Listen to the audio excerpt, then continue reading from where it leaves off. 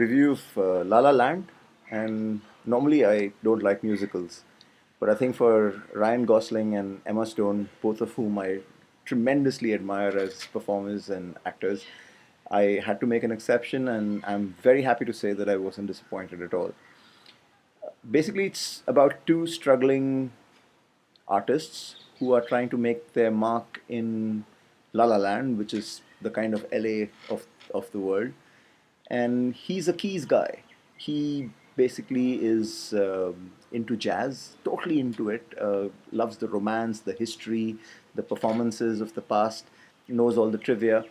And he wants to kind of set up his own club where people can play anything. And this comes after a particularly frustrating experience with J.K. Simmons as a club owner, and another club owner who kind of had let him down by ignoring the history.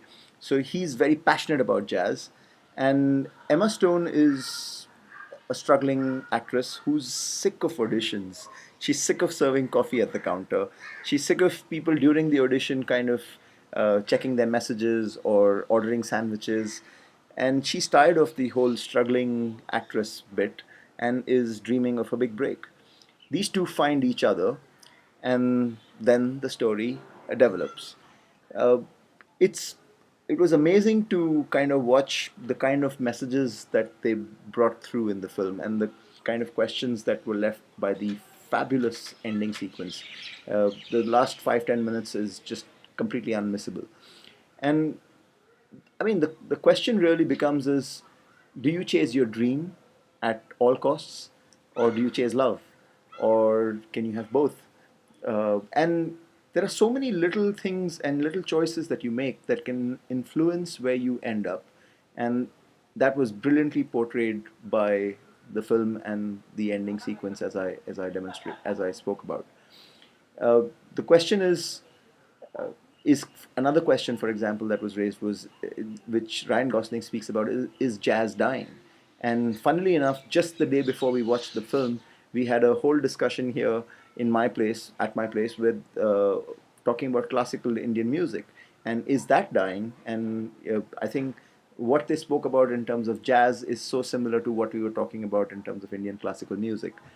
Emma is looking a little gaunt in the film. I was a bit surprised at that.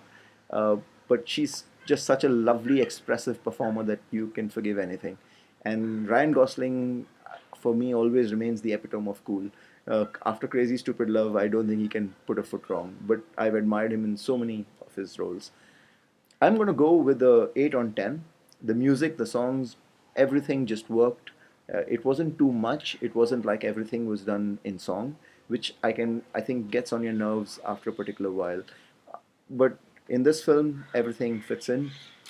Like I said, very non-Bollywoodish, very interesting, very thought-provoking questions, and great music with two particularly fabulous actors. What more could you ask for?